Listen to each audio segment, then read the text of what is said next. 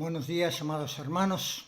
Otra semana más tenemos el privilegio de comenzarla por la gracia y soberanía de nuestro buen Dios, y queremos comenzar la semana poniéndonos en sus manos, pidiendo su bendición, su dirección y también todo lo que aquello Él tenga dispuesto para nosotros. Nuestro buen Dios y nuestro Padre Celestial, agradecemos este día que nos regalas, agradecemos el descanso de esta noche, agradecemos amanecer todavía en este mundo con un propósito, el de buscar a personas que están buscando, que están trabajadas y cargadas, buscándote a ti, aunque no te conocen, pero sabemos que tú inicias la búsqueda y estarás hablando a muchos corazones. Pedimos que también nos uses a nosotros para tu honra y para tu gloria y para bendición de otros en estas fechas tan importantes en las que recordamos la venida de tu Hijo para ser el Salvador del mundo. Gracias, Padre, por todo. En el nombre del Señor Jesús lo pedimos y lo agradecemos. Amén. El último pasaje que hemos leído juntos fue en Isaías capítulo 9, el versículo 6. Desde el principio de la historia, Dios habló y prometió que de la simiente de la mujer vendría el que sería el Salvador del mundo, el que heriría a Satanás en la cabeza y Satanás le tocaría o le dañaría en el calcañar. El profeta Isaías es un profeta que su libro tiene 66 capítulos, es decir, 66 es interesante, como la Biblia tiene 66 libros. La Biblia tiene 39 libros en el Antiguo Testamento y 27 en el Nuevo Testamento. También el libro de Isaías tiene 39 primeros capítulos que tienen que ver con la condena, la paga y la pena del pecado. Y comienza el profeta en el capítulo hablando de que si nuestros pecados fueren como la grana, como la nieve serán emblanquecidos. Pero eso, si lo deseamos y lo queremos, Dios está dispuesto a bendecir.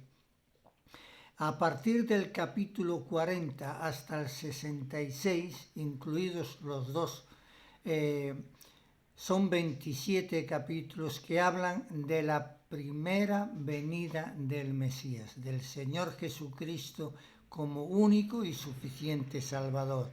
El capítulo 53, muy conocido, habla de los sufrimientos del Mesías.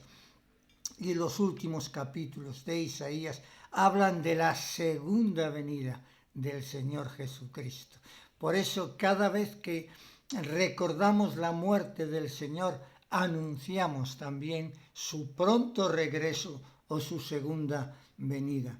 Profeta Isaías nos dijo en el capítulo 9 que el mundo, cuando estaba en tinieblas, cuando era más difícil la situación, cuando apenas había esperanza ni libertad, Dios envió a su Hijo, nacido de una mujer virgen, Jesús de Nazaret, nacido de una joven llamada María de Nazaret. Lo hermoso es saber que el profeta Isaías en este capítulo 9 nos dice, porque un hijo es nacido, es decir, profecía 700 años antes de que nacería un hijo de una mujer virgen. Isaías capítulo 7 también lo confirma. Miqueas capítulo 5 confirma dónde nacería ese joven, ese niño, ese varón. Sería en Belén de Judea. Es interesantísimo ver y saber que Dios en su soberanía tiene el propósito de buscar y salvar a aquellos que Él ha creado para su gloria, para que no sigan en la condición en la que venimos a este mundo. Hemos venido a este mundo depravados por naturaleza, pero Jesús, el Hijo de Dios, derramó su sangre y pagó por nuestra deuda del pecado en la cruz del Calvario, muriendo, derramando su sangre y resucitando al tercer día para nuestra justificación. Dice, hijo es nacido, dice, un niño nos es nacido y un hijo nos es dado. Así es, Juan 3:16 lo manifiesta claramente, porque de tal manera amó Dios al mundo, a ti y a mí, a cada uno de los seres humanos que hemos llegado a este mundo. De tal manera amó Dios al mundo que dio a su Hijo unigénito, único, para que todo aquel, ricos, pobres, sabios, ignorantes, no importa la raza ni la condición social, para que todo aquel que crea en Él, en Jesucristo, no se pierda, sino que tenga la vida eterna. La vida eterna no es una vida eterna, es decir, solamente que voy a vivir y no voy a morir, no. La vida eterna es la calidad de vida de Dios, el carácter del Hijo de Dios en este mundo se puede manifestar en cada una de las personas que creen en Jesucristo como único y suficiente Salvador. Y luego el profeta sigue diciendo, su nombre será admirable. Ya dijimos, admirable significa maravilloso, inigualable, inagotable, único en su doctrina, único en su compasión, único en su amor, único en su poder, único en la compasión que él tenía de las personas, único que resucitó muertos, que sanó, hizo caminar a cojos, abrió ojos de ciegos y oídos de sordo. Admirable, no solo por su doctrina, sino por lo que hizo mientras estuvo aquí y ahora sigue haciendo a través de todos aquellos que creen en Él y le reciben como único y suficiente Salvador. El segundo nombre que le da el profeta es consejero. Es decir, Jesús fue único como consejero. Nadie pudo enseñar las lecciones que él enseñó. Si queremos tener consejo, si queremos tener una vida sabia, una vida sin errores, tenemos que ir a su palabra.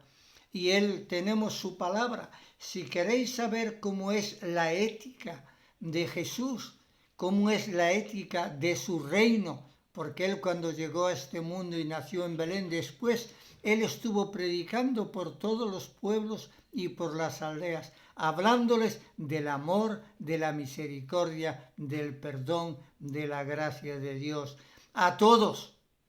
No hubo nadie a quien él no bendijera y no le hablase del perdón y de la misericordia. Algunos no le creyeron, otros le rechazaron, pero algunos creyeron y fueron hechos sus discípulos y pregonaron el mensaje del Evangelio que tenemos todavía hasta el día de hoy. Palabra inmutable, palabra insondable, palabra infalible, palabra inerrante. Qué maravilla es tener un consejero así. Y dice el profeta consejero, y dice a continuación, Dios fuerte. No hay otro Dios que se pueda comparar. No hay Dios que se pueda comparar con el único Dios vivo y verdadero, manifestado en tres personas, Dios Padre, Dios Hijo, Dios Espíritu Santo. Y es necesario que lo creamos, es necesario que volvamos a la palabra de Dios, a la Escritura, para poder conocer todo el poder, toda la grandeza de nuestro Dios, a quien nos invitamos a recibir, a oír y a obedecer. Quiera Dios que esto sea la premisa nuestra de cada día al amanecer. Bendecir a Dios por un día más que no hemos visto, que no conocemos, pero que nunca más volveremos a vivir. La bendición de Dios sea con todos nosotros. Amén.